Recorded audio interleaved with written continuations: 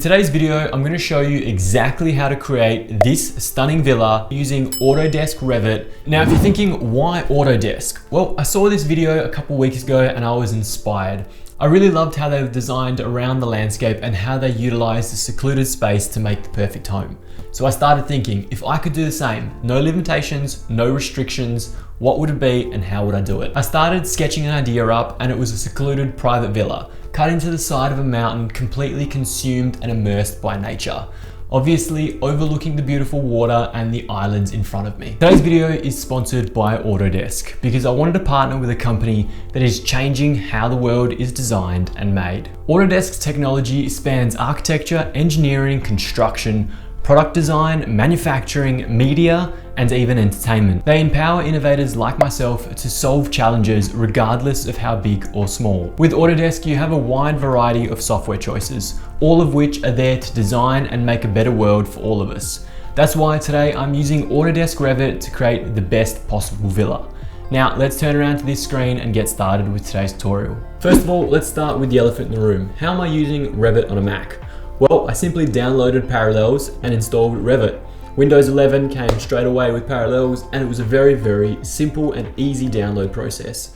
For this video specifically, I'm going to focus on the architectural design and the design process of how this vision could actually become a 3D reality. Autodesk has been a global leader in 3D design for so long, and all of our engineers and consultants are always using Revit. So for me personally, it's more so about understanding Revit, understanding how my consultants and engineers work to be able to better myself as an architect. So that's why this challenge today exists and is so critical. We're going to start today's video by going into new Revit file and we're going to select a metric architectural template. For me, it's metric because I'm in Australia. For you, it can be imperial. It's completely up to you guys.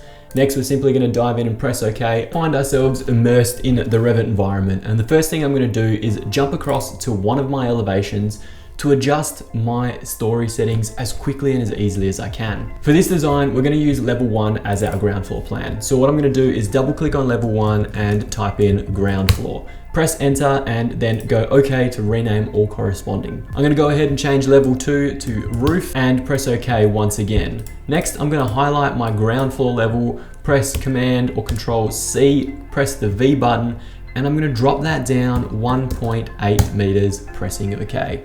This for me, level 3, is going to be our pool. Now you can see we're already starting to formulate that idea that we've already created and showcased. The best thing about this is I actually have no idea what that picture looks like that I showed you at the start of this video. We're both going to find out together throughout this video. Now that I've created my pool, I can see it's still black and doesn't show up here on my left-hand browser panel. So I'm going to come up top, hit view, go to view plans, tap floor plan, and introduce pool into our plans. And there we go. We can see pool has dropped in on the left-hand side. It's also automatically created a tab up the top. What I'm going to do is go back to my ground floor plan and work my way from the top down. So let's start by going up the top to our architectural tab where we're going to find all of our elements. We're going to jump into wall first of all, and we're going to select the type of wall structure we want to use. Because we're cutting this into the ground, it's most likely going to be a 300mm concrete wall or something quite substantial. Let's start anywhere in this project, click once, and we'll see our dimensions appear. I really miss this feature and it's something that I truly love about Revit, so we can just go ahead and type in 9 meters, press enter, go up by holding shift, type in 4 meters and finish off our box. So now we have this one box that I'd like actually to be 4 meters internally and 9 meters internally both ways. So by simply clicking on either of these external walls, I can get these dimensions and quickly and rapidly adjust, which makes life so simple. Now, I want another one of these blocks across on the right-hand side. I want to split this design into 2 pods. So let's go ahead and highlight those 4 walls, Control Command C, Control Command V, and let's shift that across so we keep 3 meters in between. By simply clicking and dragging without actually doing any mathematics, I don't know what that dimension is. But by coming up to the top here to our move tool, I can select one of the corners, come to another corner, and miraculously, I've actually managed to get it at 3 meters perfect. So we can leave that right there where it is and move on to the next part of our design. If we come back up to architecture up the top, hit our stairs, we can start designing a beautiful staircase that leads us into this design. So let's simply draw 3 steps, leave a gap, and then draw the remainder of our risers. The stairs are automatically generated based on your story levels, so you don't have to worry about how many steps or anything that needs to happen. Now that staircase has been created, all we have to do is come up top, hit the finish edit button mode, and our staircase is automatically generated. I don't really want the handrails, so I'm going to select both of them and press delete. I'm now going to select our stairs and move them. I want the third step to align with the edge of our concrete. And at the same time, I want it to be that full length. So because we've already finished editing that, let's double click it, select one of the stairs and simply drag it out till it snaps to the edge. We want to do the same with the bottom stairs, so we create a beautiful set of 3-meter wide stairs. Press that OK button, zoom out a little bit. If you're enjoying this video so far, make sure you check out the first link in the description box for a free 30-day trial of Autodesk Revit. If you're loving the tutorial, you're going to be able to spend some more time on this exact design and slowly progress your skills in Revit. And now let's check out what we've done in 3D already. If we come up to the top, you're going to see our default 3D view. And holding shift with our scroll wheel, we can scroll around to see what we've created. Revit by default will show you this black and white line feature. If you come down to the bottom, you're gonna see the visual styles. If we click on that and just go constant colors for simplicity, we're gonna see something come to life. Now this appears like a timber staircase to me, so I'm gonna select that staircase and change the actual type. So let's say I want a precast staircase. Click it once, it will automatically change it for me. What we can infer from this 3D model so far is the simple fact these walls are way too low. So let's hold the control button, select all of our walls, and then jump across to our properties menu on the top left-hand side, change our top constraint from unconnected all the way up to our roof. So we press once, press escape, and automatically our walls shift to the top of our roof structure. If we decided to go into our elevations, change the height of this roof, it will automatically change all those walls with it, which is amazing. So let's undo that and keep working on our ground floor plan. Now for me, I'm thinking the entry into these two pods, this is gonna be my living and this is gonna be my sleeping quarters, is gonna have to be through this section here. So let's double click on our stairs once again. Let's activate this landing and increase the size ever so slightly. Personally, I want it to be as large as I can make it. So let's say 2.5 meters, pushing our stairs all the way back. The next challenge that we're going to face is the simple fact this staircase is not aligned with the bottom level of our floor. So let's jump into our east elevation. Let's highlight all of these walls and double tap HH to automatically and rapidly hide those walls. All I have to do now is select my staircase and offset the base by -521. And now we can see that the base of our landing is perfectly level with our ground floor. Coming down to the bottom to these cool little sunglass looking icon, hit that, reset temporary hide, and everything will come back to life. Now let's jump back to our ground floor plan and start modeling the rest of this building. If we come into architecture and we go to our floor structure, what we want to do is actually create a couple stepping stones into the water. So for me personally, I'm seeing this swimming pool wrap around out the front and create something stunning. So that's going to be the end of our staircase. I'm going to make it at least 1 meter deep and I'm going to move that to the edge. Now, if I press OK, come back into 3D, you'll see that we've created our first landing, again, not offset correctly. So let's again, -521, offset that landing and it's beautifully presented. Jumping back into our ground floor plan, let's copy and paste this 1 or 2 more times just so we can get something special happening. Now that we've copied 2 more stairs, let's select our level landing, double click it to reactivate, and now let's make it significantly bigger so we can actually create a beautiful landing. Let's select one of these sides and double click so we can adjust this to 6 meters. Then we want to select the opposite side so we can adjust the depth. Let's make that 1500, just enough for a seating space, and then center align it to our other stepping stone and push it out 200 mil. Pressing OK, escape, and jumping back into our 3D, we're starting to model more and more and making this come to life. So now let's jump back into our floor plan and make this pool with a nice curved front, natural organic edge. If we double click on our pool plan, we're gonna see a couple elements pop up, and that's okay. Instead, we're gonna come to our left-hand panel up the top, scroll down to our underlayer and select ground floor. Now that we have our ground floor underlaid so we can see what's going on, personally, I think there's 1 too many stepping stones. So let's delete one of those stepping stones, select all of these, and then push it back to create that landing. Otherwise, that pool is just gonna be way too big and completely out of proportion. Now I wanna come up to the annotate tab up top and go to my detail line. I wanna grab my spline tool, and all I wanna do really is draw an organic little curve running all the way across the front of that pool. This is gonna give me a good reference of what my actual pool is gonna look like and a very easy method of following along with my wall. So now we can jump back up to architecture, go to the wall, select our 300mm concrete, make sure our base is at pool, make sure our unconnected top height is at 1800, and simply start following this wall. Now we're gonna move on to using the arc tool, which is gonna allow us to create basically a pool edge that doesn't look too unrealistic and dissimilar to this curve.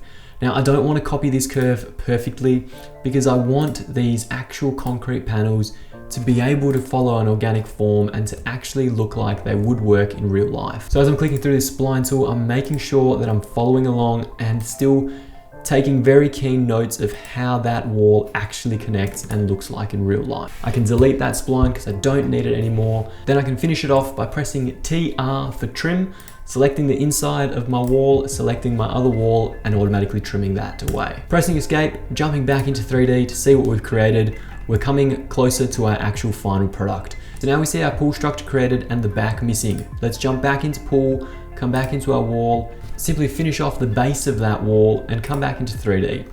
What we're gonna notice is that our stairs are again a little bit too low and not really working for us. So we're gonna hold the control button, select our curved walls. We simply now wanna reduce the height by 521 to actually reduce it to the height of that step there. If we wanted to increase the depth of the pool, we could, but for now, it's simply just gonna be a very shallow lap pool. Now we see these walls jutting out just a little bit too far for my liking and not really aligning to the top of that wall. So now I'm gonna select one of these walls and go edit profile. This allows me to edit the profile of this wall really quickly. What we want to do in this edit pane is select the external line, drag that to the top of our wall, make sure it is perfectly aligned there, select the top line, drag that to the corner of that wall, remove these constraints that we've just created, and introduce one more segment to finish off the top. Now let's press OK, see what we've created. There we go, we've linked that top of wall back in perfectly. We'll repeat the same step on the other side and come back. Now we have our pool coming together, which means we need to work on our roof and our actual architectural design overall. Let's jump back into our roof plan and make sure our ground floor plan is still underlaid. What we want to do is come back into architecture, and because we're going to be growing a garden over the top, we want to actually use a floor instead of a ceiling. So let's come to our floor tool. Let's go to a 300mm generic concrete slab so it can actually maintain the weight of that roof. Select our outline box tool and draw a nice big rectangle. Now I do want this rectangle to float out at least another 1200, so let's pump that out to 6 meters, press OK. I have this vision of the landscaping creeping between the building and the roof structure itself. So I'm going to select another rectangle box and I'm just simply going to draw a small little rectangle roughly here to allow those plants to creep through the concrete and over the facade of the building. I also don't need this concrete roof over the edge of the stairs, so I'm going to cut that concrete roof back and then remove the center line so there is no concrete above. I also want to do over the main entries, so I'm going to create a couple of these boxes, select them, copy, paste, and just drag a couple in the middle of that section. Now I can go ahead and press the finish button, then jump back into 3D to see what we've created. So what we've created is this beautiful roof structure with our walls connected a little bit too high. Because our walls are connected directly to our roof structure and we haven't created a ceiling level, that's what's causing this issue here. So if I jump back into East, I can simply select, copy, paste, move 300mm down and call this my ceiling level. And then readjust my top constraint from roof to ceiling. And there we go. Automatically, it is adjusted all those walls down. We see that plant slit right at the front. We see the beautiful shadow play coming through in the main staircase, and our building is starting to take some shape and some form. Obviously, we need a planter box on top of our roof to actually support these plants. So let's jump back into our roof plan and reselect something. So for this, I'm probably just simply going to use some block work. Let's go 140 masonry. Now what we're going to do is simply draw our planter box on top of our wall and ideally create this center cutout around our centerpiece. Jumping back into 3D, those walls are way too high. Selecting them all, we don't want them constrained. We don't need them going up to 8 meters. Let's say they only need to be 700mm to get some nice clean fill in there and so that we can actually get some plants to grow. Now in my head, we're gonna see these beautiful plants cascade through the slit, down the glass and over the facade. Both of my sides on my left and right are going to be completely covered by the natural landscape. Let's jump back into our ground floor plan and start actually mapping out the insides here. Now I won't go into too much detail of what I imagine the inside to look like, but if it was me, I'd be designing it very simply. I'd have 2 walls on either side with a walk-in robe straight down the middle, and I'd have my bathroom with a separate toilet on the left. On the right-hand pod, I'd obviously have some sort of living room smack bang in the middle, a beautiful feature fireplace separating my living room and my dining room. Then I'd have my kitchen up the front, and I'd have some form of scullery and laundry at the rear. Now it's probably time to move on. It's time to actually think about how this interacts with the outside world. For me personally, no limitations, no restrictions, just using all of our imagination and creativity without even thinking about regulations. What I'd love to see here is one beautiful sliding panel door system. So it would go all the way across, 9 meters wide, 4 meters tall, both spaces. Now there is no default door like this or default sliding window like this in Revit. So what I've gone ahead and done is downloaded a Revit family from AWS Windows. So simply File, Open, and Open a new family will allow you to import any of your Revit families and then directly import them into your project. Once they're imported, you can come back up to architecture, go to the door or window, whichever one it was actually imported as, and select the window or door that you've imported. For me, it's this AWS 702 Slide Master, which is so convenient because I don't have to model it. Select it and go edit type. I'm not really worried about the settings or anything up the top. I just want to increase this door to the maximum width what I need it for. So the overall height, 2.1, is going to change to 4 meters. The width is going to change to 9 meters. And then I'm going to press OK. We have the entire center of our living space completely pushed open. I'm going to do the exact same thing on the other side. So these 2 spaces now need to interconnect between each other. And obviously we need a nice, beautiful front door. So let's come back into our architecture, go to our door, and let's use something default from Revit. We're going to use this M single flush door. I'm going to drag and drop that one right there, and I'm going to do the same thing over here on this side. I don't like the way this door swings, so if I select this door, I can either hit some of these arrows here or hit the space button to automatically flip those doors across. What I also don't like is the style of the door. So what we're going to do is hit edit, and the first thing we're going to change is this door material. So let's change that door material and let's make that glass. Pressing OK, and then scrolling down to our dimensions. I want this door to be grand, I want it to be beautiful, and I want it to most likely be extremely expensive. So what I'm going to do is create a custom door. That door's height is going to be 3.7, which is the actual height of our ceiling, and it's going to be at least 1500 wide. I'm going to press OK, let that update, and then adjust our doors so they actually fit into our space. Coming back into 3D, you'll see these doors are obnoxiously tall, but that's exactly how I want them to be. I want them to be grand, I want them to be luxurious. Before we finish this project off, there's only a couple things left to do. 1, we need to model our terrain, and 2, we need to change some of these materials. So let's start with the fun stuff. Let's change some of these materials. If we come up to the top to our modify tab, you're gonna see this paint tool. Now, this is the easiest way and the quickest way for me to just quickly paint everything that I see in this space. Let's start by typing in concrete. I want this block work to actually be concrete cast in situ. I don't mind what the inside of the brickwork looks like because, well, it's going to be covered in earth anyway, so nobody's going to see it. I then also want the edge of my concrete that's exposed to be matching this concrete wall. I don't mind what the top looks like because you're never going to see it from the ground below, and it's going to be covered mostly in plants anyway. I want to be able to actually change this material in Twinmotion or any rendering software. Now, I understand I'm using a ceiling tile in this instance because I don't want to create a new material. I simply want to be able to use that space of this design for a different material in a 3D rendering software. Now that we've added a couple textures to this project and it's going to allow us to freely adjust as we see fit in our actual rendering software, we can go ahead and model our topography. Our topography is going to be a little bit challenging here, so we're going to have to work with it as we model this topography. Because it isn't a real project, it is a figment of my imagination. I have no idea what the topography needs to be, but I know it needs to work to this design. So let's double click on our site plan to see what's going on below us. I want to jump into massing and site, and I want to select topography.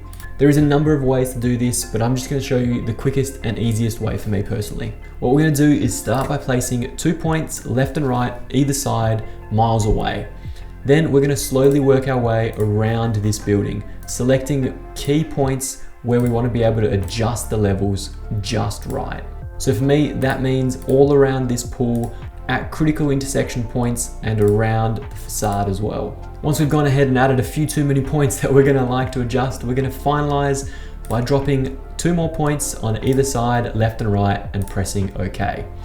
Jumping back into 3D, we're going to see we've created basically a flat box. That has nothing to do with what we've actually just drawn, but that's because we haven't edited any of those hotspots that we created. If we select our surface and then go edit, we can actually start adjusting some of these hotspots. So these hotspots, for example, need to be lifted to the top of this stair. I can easily measure these here, understand that's 3130.4, and highlight those 2 hotspots and adjust their elevation on the left-hand side to 3130.4. What you'll see is an automatic adjustment of our entire topography, which is an incredible feature that makes life so simple. The 2 end hotspots I want even higher to make sure that ground is falling further towards us.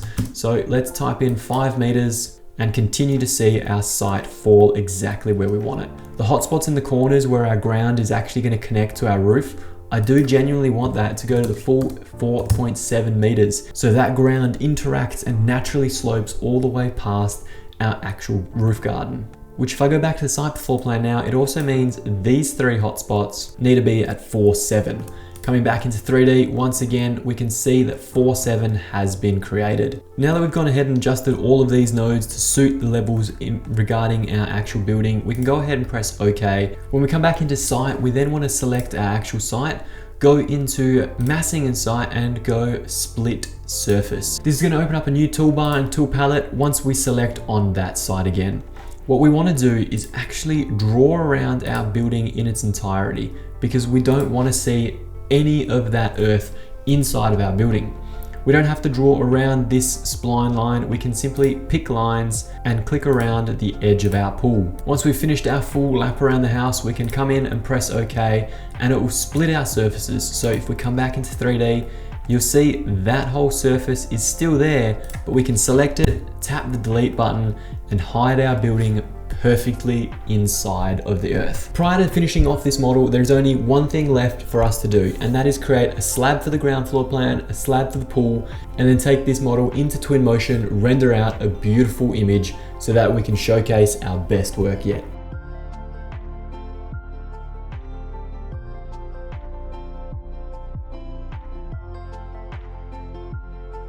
Anyway, that's all from me today, guys. Thank you so much for watching. I hope you enjoyed the video. If you did, make sure you check out the playlist to the side of me for more great architectural content. If you loved the video, make sure you smash the subscribe button down below. And if you want to see more Revit content, leave a comment down below and I'll make sure to make more of this content for you. But like always, I'll see you next Monday.